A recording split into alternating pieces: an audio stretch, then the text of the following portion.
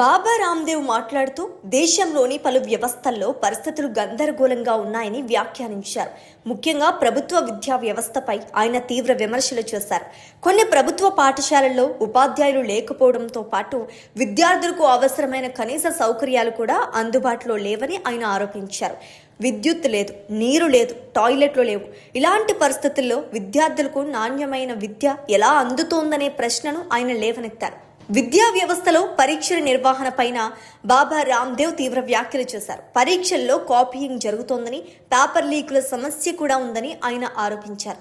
పరీక్షల్లో ప్రతిభ ఆధారంగా కాకుండా అక్రమ మార్గాల ద్వారా ఫలితాలను ప్రభావితం చేసే పరిస్థితులు ఉంటే విద్యార్థుల భవిష్యత్తుపై తీవ్ర ప్రభావం పడుతుందని ఆయన అన్నారు.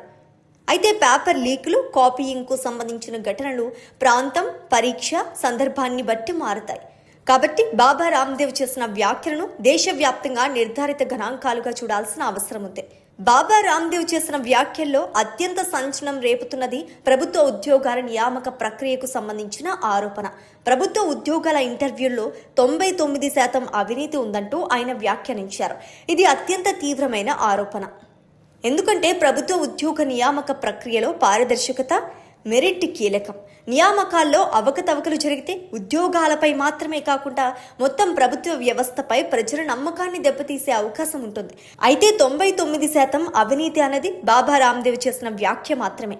దీనిని అధికారికంగా నిర్ధారించిన గణాంకంగా చెప్పలేం. ఇక ప్రభుత్వ వ్యవస్థలో అవినీతి విస్తృతంగా ఉందంటూ బాబా రామ్దేవ్ విమర్శలు చేశారు. విద్య నుంచి ఉద్యోగ నియామకాల వరకు ప్రజలకు అందాల్సిన సేవల్లో అవినీతి చోటు చేసుకుంటే అభివృద్ధి లక్ష్యాలు దెబ్బతింటాయని ఆయన అభిప్రాయపడ్డారు. ప్రభుత్వ పాఠశాలల్లో మౌలిక వసతులు, ఉద్యోగ నియామకాల్లో పారదర్శకత, పరీక్షల నిర్వహణలో కఠినమైన నిబంధనలు వంటి అంశాలపై మరింత దృష్టి పెట్టాల్సిన అవసరం ఉందన్న చర్చ కూడా ఈ వ్యాఖ్యలతో మరోసారి తెరపైకి వచ్చింది.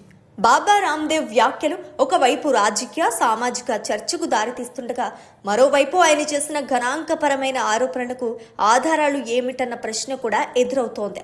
ప్రభుత్వ పాఠశాలల్లో మౌలిక సదుపాయాలు, పరీక్షల్లో పేపర్ లీకులు, ప్రభుత్వ ఉద్యోగ నియామకాల్లో పారదర్శకత ఇవన్నీ ప్రజలతో నేరుగా ముడిపడిన అంశాలు. వీటిపై బాబా రామ్దేవ్ చేసిన వ్యాఖ్యలు ఇప్పుడు చర్చకు దారితీశాయి.